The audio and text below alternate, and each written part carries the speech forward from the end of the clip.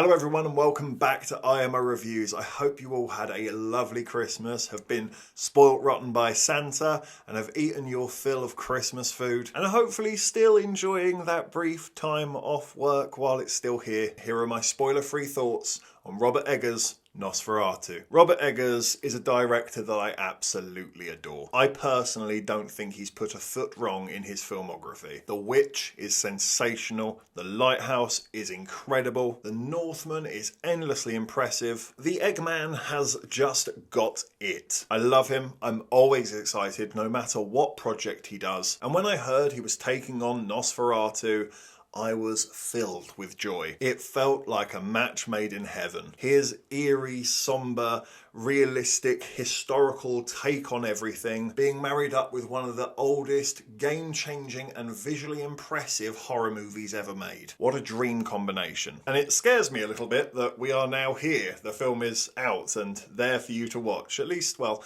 I did get it a little bit early. And so, now I've seen it, you must be asking, did it live up to the hype? In the great words of Usher, yeah, that's right. Robert Eggers' Nosferatu is every bit as brilliant as I was hoping it was going to be. Let's start with the positives. Once again, Robert Eggers has seamlessly crafted this historical world which is just so easy to breathe in and be immersed within. I love the practicality of it. I love how claustrophobic some of the sets feel, how narrow these cobbled walkways are, the smoky, misty fog and the muck on people's face or their rancid teeth. It's all so tangible and just so beautifully crafted. You can damn near smell the filth of the surrounding areas, or you can feel the cold, chilling, haunting winds of the castle of which Count Orlok finds himself in. It is just so thematically and tonally brilliant. I love the attention to detail that Robert Eggers puts into every bit of work he does. The music is sensational.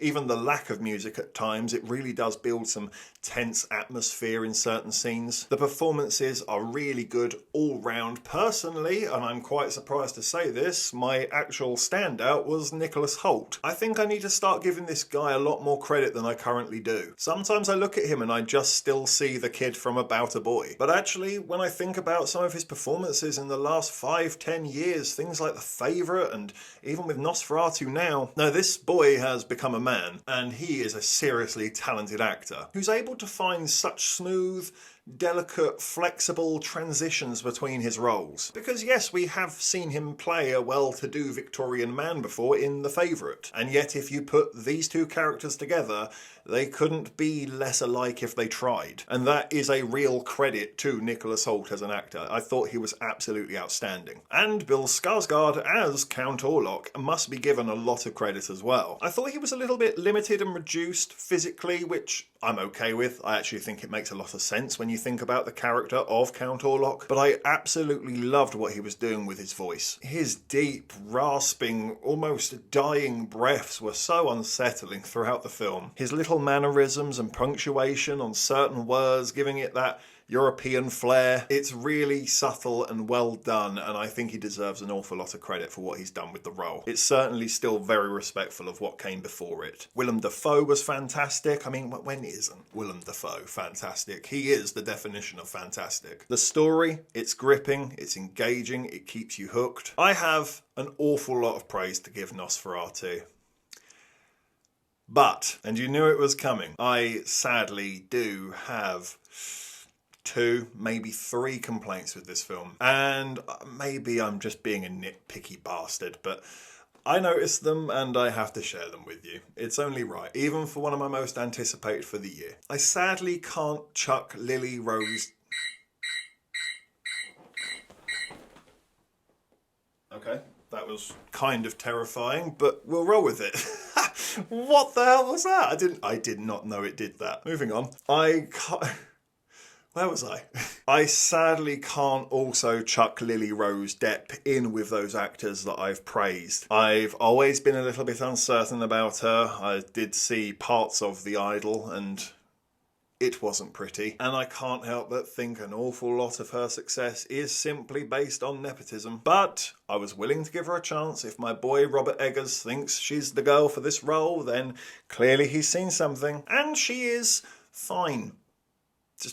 she's just absolutely the definition of serviceable. It's not a bad performance by any means, but I did not care about her at all as a character. And she is given the material to work with. But I don't know, I just find her so wooden and flat and empty at times. There's really not an awful lot of emotion on her face, and I don't mean to be rude, but she kind of looks a bit drugged out to me at all times. Just popped a muscle relaxant before the director said action. She just seems half asleep to me. Her eyes just glaze over. I personally don't get it with her. She's not a bad actress, she's just very boring. And I can't help but look at this role and think of actors like Anya Taylor-Joy and think, my God, I would have loved to see her take on this, because she would have absolutely crushed it, and you know she would. Maybe he didn't want to go with Anya because it's a little bit too familiar to the witch, I don't know. But I gotta be honest, I do feel like she kind of held the team back a little bit. She's quite an important character to the story, and I did not really care for her performance at all. Sorry if that's harsh, but it is how I feel. And my other complaint, and this is where I might be nitpicking, I do have some issues with the choices made with Count Orlok himself. A big one being how he looks. No spoilers, no pictures, I'll let you discover it for yourself and make your own mind up. Personally, I thought he looked kind of ridiculous. It removed the fear factor entirely. I don't understand the decision. I don't understand how the director can look at it and say it looks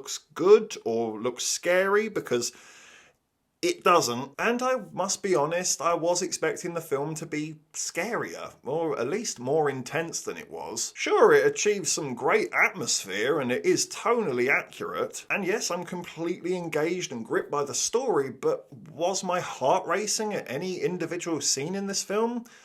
No, not even a bit. I was hoping for maybe at least a cold chill down my spine, but it just never came. So in summary, Nosferatu is a fantastic film, and Robert Eggers is still on fine form as ever. I think you should definitely check it out. I think you're going to have a great time with it. But I must admit, it's probably the weakest of the 4 films of Robert Eggers that I've seen so far. Which sounds like a huge insult, but when you consider his other 3 films of The Lighthouse, The Witch and The Northman, you suddenly realise it's been quite a high bar for quite some time. It's almost like saying I find the Sistine Chapel more beautiful than the Eiffel Tower. They're both fantastic in their own right. It's just a preference thing. He should still be greatly proud of it. It's just not my favourite. And I'm going to give Nosferatu a 9 out of 10. Thank you for watching this review. Please be sure to hit that like button, hit the subscribe button if you haven't already, and please do hit the comment section as well. Have you seen Nosferatu? What did you think about it? Let me know in the comment section down below. And of course, if you haven't had enough of this crazy ginger, you can always click on these suggested videos right here and get yourself lost in an IMO wormhole. But if not, take care, and I look forward to seeing you on the next review.